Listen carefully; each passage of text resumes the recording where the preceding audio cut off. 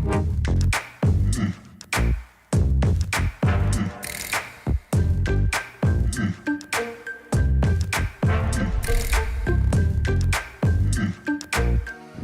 Bharat, good morning. मैं हूं नितिन सुखीजा, एक अकेला इस शहर में।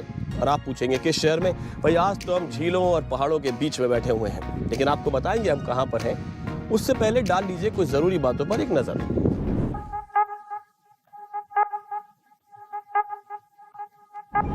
तो साहब, जो जन्नत जो है ये कोई हिल स्टेशन नहीं है, कश्मीर नहीं है। ये जगह तो 1961 तक तो पोर्चुगीज रूल में थी। ना, गोवा भी नहीं है।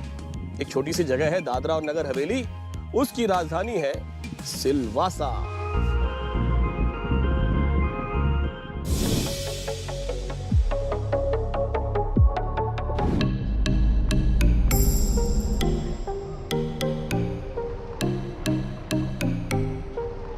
सिलवासा एक छोटा सा शहर है जो मुंबई और सूरत के बीच में पड़ता है। चारों तरफ से प्राकृतिक सौंदर्य से घिरे हुए इस शहर में जीवन अपनी धीमी गति से चलता है। दमन गंगा के किनारे बसे इस शहर से थोड़ी ही दूर इसी नदी से बनी है दूधनी झील।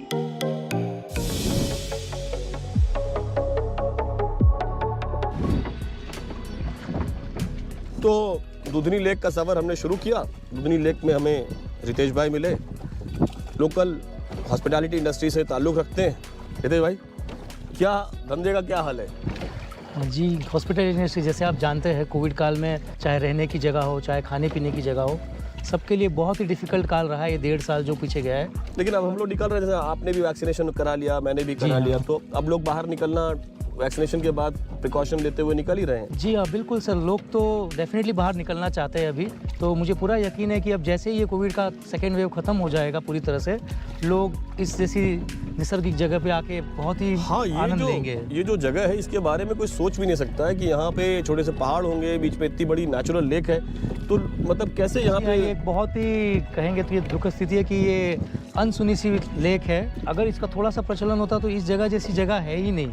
कंपैरिजन में अगर बात करें तो सिर्फ कश्मीर आ सकता है। लोकल टूरिज्म है, जो लोकल लोग होते हैं यहाँ के आदिवासी, उनकी इकोनॉमी भी थोड़ी सी थ्राइव होती है।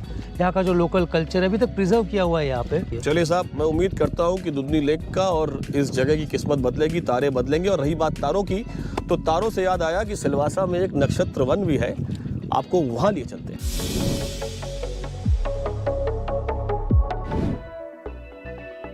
नक्षत्र वन दमन गंगा के किनारे बना एक सुंदर सा पार्क है, लेकिन ये कोई मामूली पार्क नहीं है। इस पार्क की एक खास बात है, खुद ही देखिए। आ गए आप? देखिए, नक्षत्र वन में सब नक्षत्रों के हिसाब से पौधे लगाए गए हैं। जैसे कि यहाँ पर स्वाति नक्षत्र के हिसाब से टर्मिनेलिया अर्जुना यानी कि अर्जुन सादड़ यहाँ का लोकल नाम का पौधा लगाया गया है। कभी सोच सकते हैं आप कि ग्रहों और नक्षत्रों के हिसाब से प्लांटेशन हो सकता है। इस पार्क में सन साइंस, चंद्र राशि और नक्षत्रों के हिसाब से उनसे जुड़े पौधे अलग अलग ज्योतिष आकृतियों में लगाए गए हैं। ये कुंडली मेरे पौधों की है। इस कुंडली में ये मेरा चार्ट है। मैं कैप्रिकॉर्न हूँ सन साइंस से। तो मेरे पास जो पौधे आते हैं मेरे सन साइंस से, वो है समड़ी, आंकड़ों और फणस। अब आगे से मैं इन 3 पौधों को अपने घर में भी लगाऊंगा। नक्षत्र वन से निकले तो हम चल पड़े आर लेडी ऑफ पॉयटी चर्च की तरफ।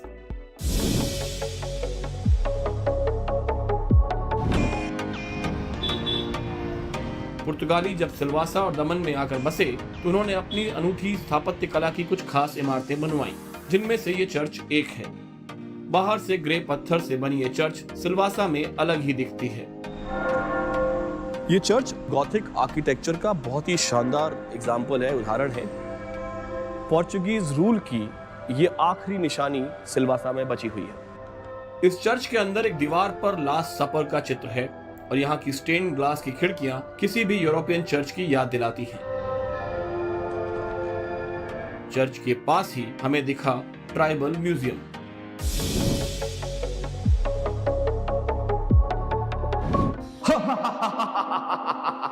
ऐसा रामलीला में जब भी रावण आता था तो हंस के ही शुरुआत करता था, एंट्री लेता था। तो हमने कहा हम भी लेते हैं। ये मास्क वाली लोगों ने बनाए हैं, वो लोग वाली मास्क बनाते हैं और पेंटिंग्स बनाते हैं, हम आपको दिखाएंगे। ट्राइबल म्यूजियम में आकर ऐसा लगता है कि क्यों ना कुछ समय उनके संग असल में बिताया जाए और जाना जाए उनकी संस्कृति के बारे में। कभी मौका लगा तो हमारा आप चलेंगे जरूर, क्योंकि दुनिया में दो तरह के लोग होते हैं, एक वो जिनके 10 सर होते हैं और एक वो जैसे हमारा आप जिनके दिमाग में 10 सरों के बराबर ज्ञान होता है। संग्रहालय की दीवारें धनुष, खंजर, भाले और अन्य शिकार उपकरण और आदिवासी समुदायों द्वारा इस्तेमाल किए जाने वाले औजारों से सजी हुई हैं। संग्रहालय में आदिवासियों के जीवन की एक झलक देखने को मिलती है। मूर्तियां हैं, ढोल और मदाल जैसे वाद्य यंत्र हैं, वारली समुदाय के मुखौटे और वारली पेंटिंग्स भी देखने को मिलती हैं।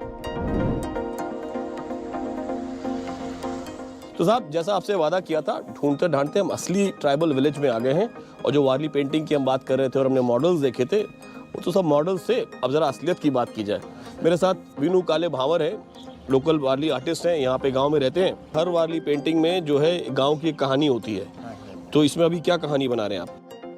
सर ये हम मानसून का बता रहे हैं। अच्छा। बादल आता है, बारिश गिरता है, ये धान का पेरनी हो जाता है। और ये है हमारा आदिवासी लोगों का तारपा नृत्य।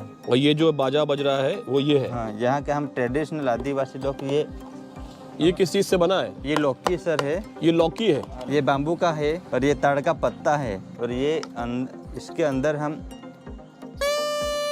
ये अंदर डालते हैं और ये बजा के हम आदिवासी लोग डांस करते हैं। कैसे करते हैं? कैसे करते हैं?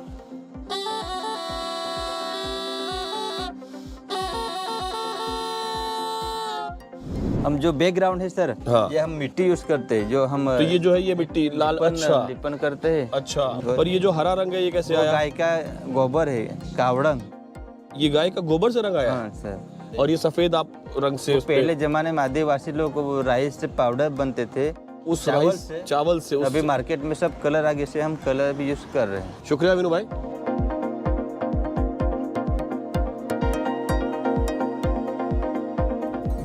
तो साहब आपके लिए आज का सफर होता है खत्म। हम अभी थोड़ी देर और बोटिंग का लुत्फ उठाएंगे, लेकिन आपसे मुलाकात होगी अगले हफ्ते अगले एपिसोड में, किसी नई जगह पर कुछ नया ढूंढते, कुछ नया घूमते, या फिर कुछ नया खाते बनाते किसी नए शहर में।